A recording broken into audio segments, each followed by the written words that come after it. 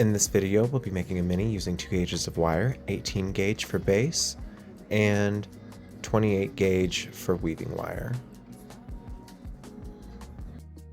Now we're going to cut 2 lengths of 18 gauge wire, about 10 inches long on either side, so we've got 20 inches of wire, 2 lengths bent over in half, totaling 10 inches long on either side. The reason we bend them in half is so that we can have 4 wires to start our channel. So we're going to cross the base wires, take our 28 gauge weaving wire, and just coil it semi-loosely around the bottom of your channel towards the ends that are bent, making sure to keep it in a box the whole way. You want a nice tight square. Go all the way to the end. If you have any extra weaving wire, just tie that up around there. We'll cut that off later. Now flip it over and we're going to coil. I normally just count to 10.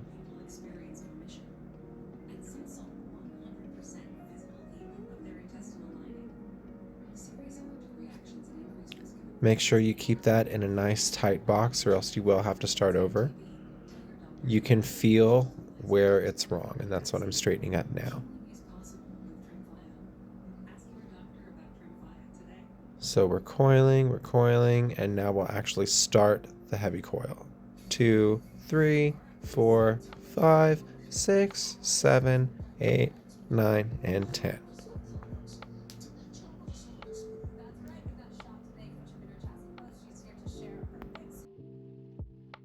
Now we're going to spread our wires out. You'll notice that usually you'll have 2 wires that are longer than the other 2. I use those as my top wires. You will just splay them out and up towards you. The bottom ones the same way, out and down away from you.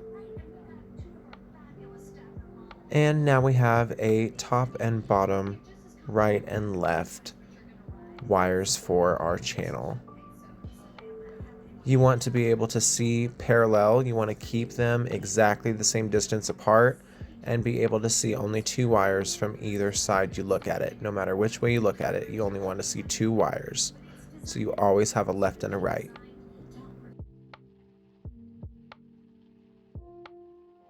Now we're going to start making the securing weaves for our channel. I start on the bottom left, which is the closest to me, and I will end on the bottom left, which is closest to me. We're doing a figure 8 weave around the perimeter of our channel, and I'm rotating my whole channel as we go. We're going to do that twice. There will be 2 points of contact on each wire. It'll be 1.5 times around. Once we get back to the bottom where we started, we're going to do 3 securing coils. And now we're ready to set our first stone.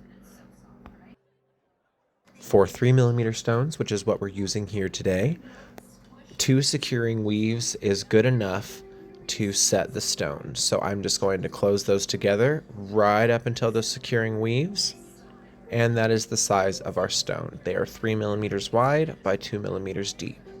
Now I'm just straightening up the wires here to make sure that my channel wires are nice and straight. Getting it a little closer. And here we have, I call a channel blank. I have the top wires splayed out so that you can differentiate a top left, top right, bottom left, and bottom right. To set our stones, we are going to grab from the point down and use our bottom base wires as a guide. To set the stone, we're just going to do 1 more of those securing weaves all the way around the perimeter of the channel. Once we get back down to where we started on that bottom left base wire, we're going to pop in another stone. Remember to grab from the point, make sure the point is down in your channel.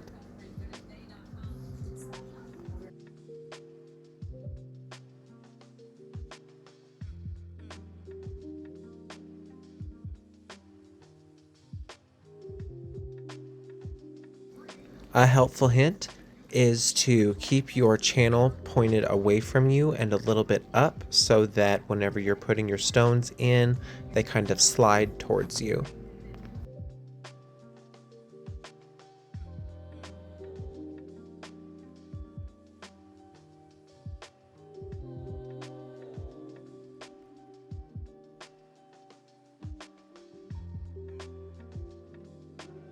And we will just keep on doing this until we set all 7 stones in the channel.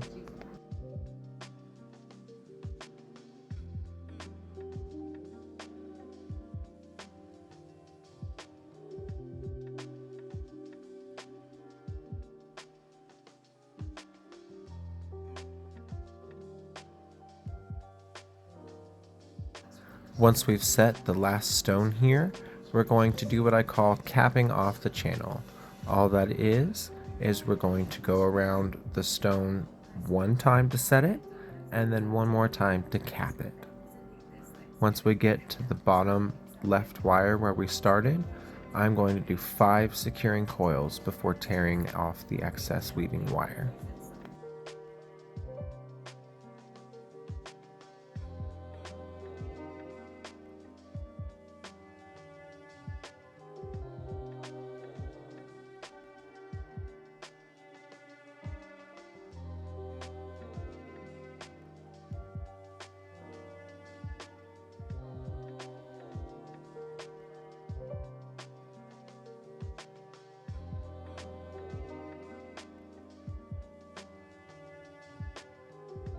And here we have a finished channel, ready for a piece.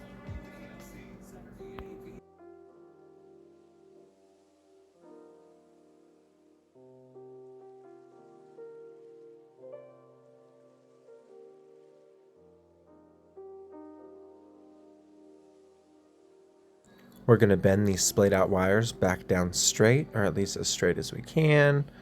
These are just going to get on our way from this point out.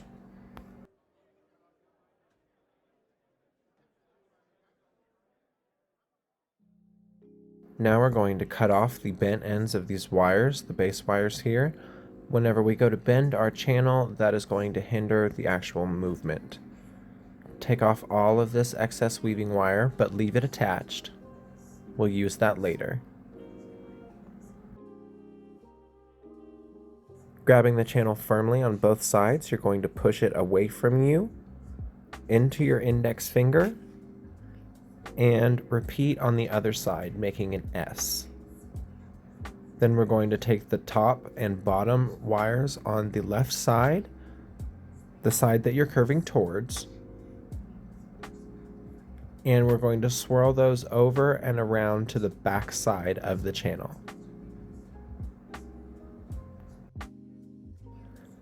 You see I got it too tight here. I'm going to undo it just a little bit because we're going to need to use that space later.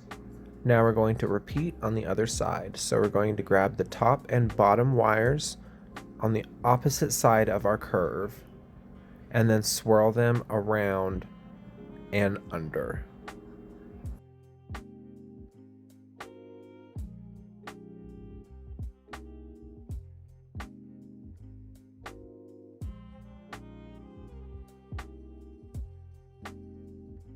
With the 2 remaining wires that we haven't used yet on the bottom here, we're going to swirl those around, and those are going to be the top of the setting for your focal stone.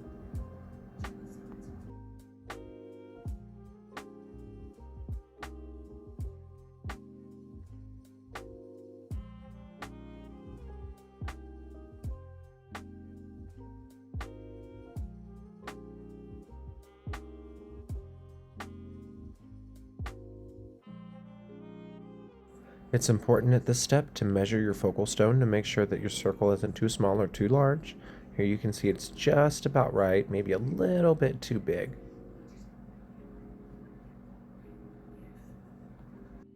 With the wires that we haven't used on the top, we're going to take the bottom base wire, swirl it around over the top base wire, and back down around the left side of your channel, on the inside of your channel. That is what's going to line it. That is your first accent wire. And then we're just going to swirl that up into the focal wires.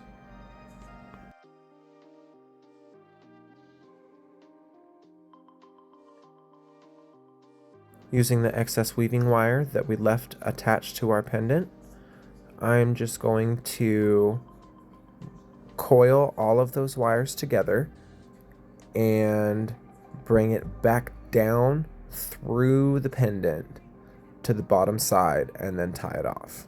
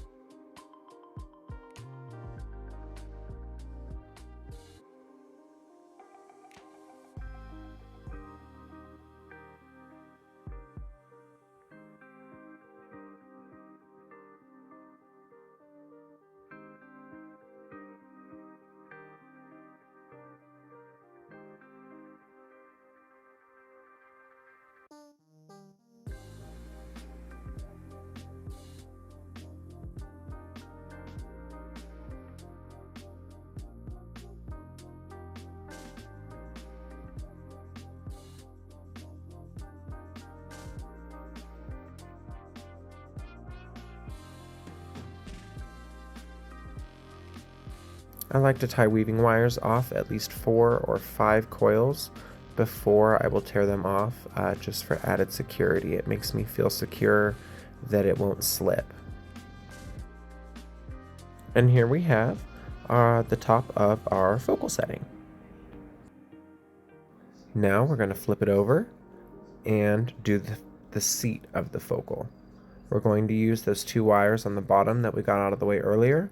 Swirl those all the way around. Try to keep it as even with the top wires as you can so that you don't see them very well from the back. And just swirl everything around.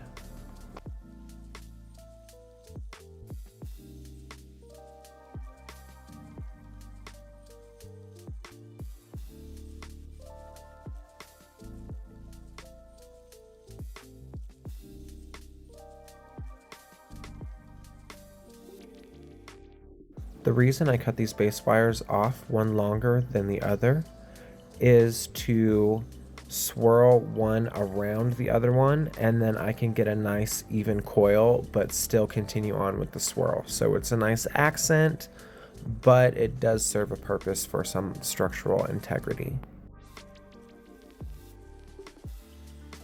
And here we have most of our pendant.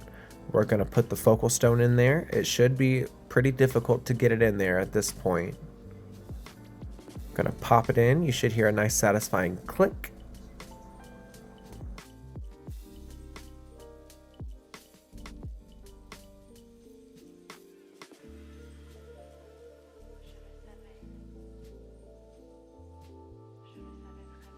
And now we're going to cut off our top focal wires.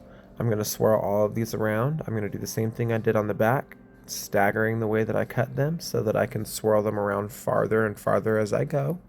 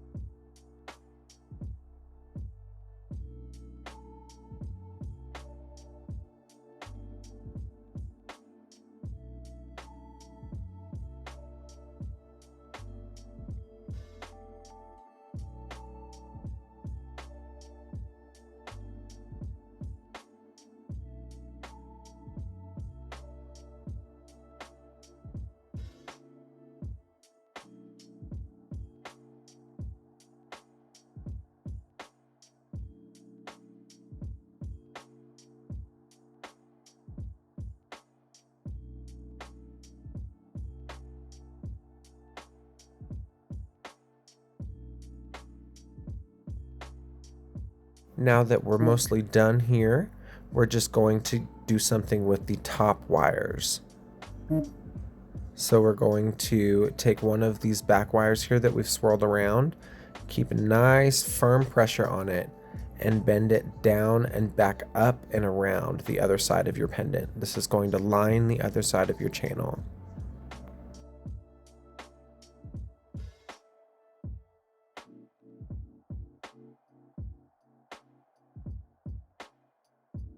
This part can be a little bit tricky to get the curve down right, but once you do, you just follow the channel down around to your focal, and then you will cut off any excess space wire and tuck what you have down into the focal stone.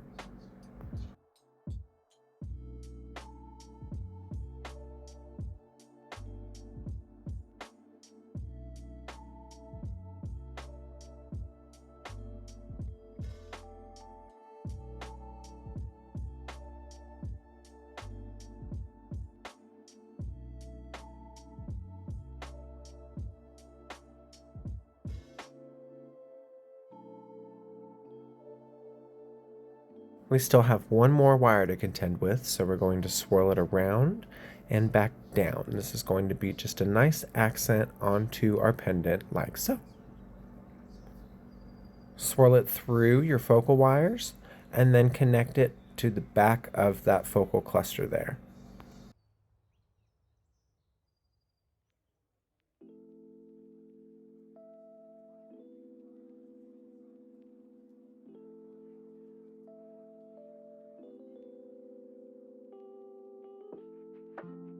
And here we have our mostly finished pendant. All we have to do is make a bail now. So we have one wire left to mess with. And here's what we do.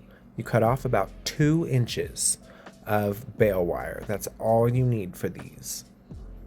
You're going to bend it out towards your pendant, out towards the face of your pendant. Swirl it to the back so that you have a nice hoop. And then that space that I mentioned that we need earlier, this is where it comes into play.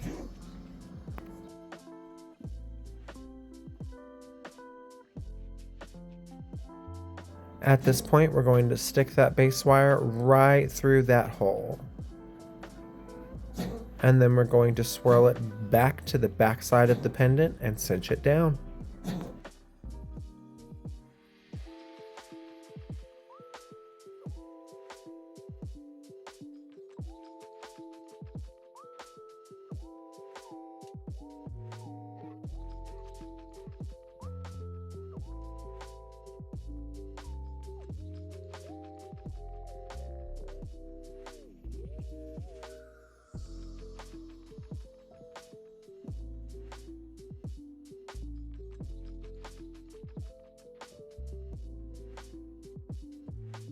Time for some last minute adjustments.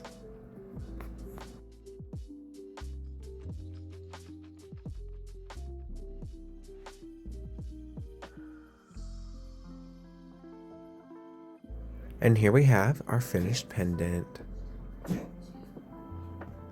I cannot wait to see what you all do with this design. Please tag me if you make it. Please tag me if you use it. I'm Maxon Designs on all socials.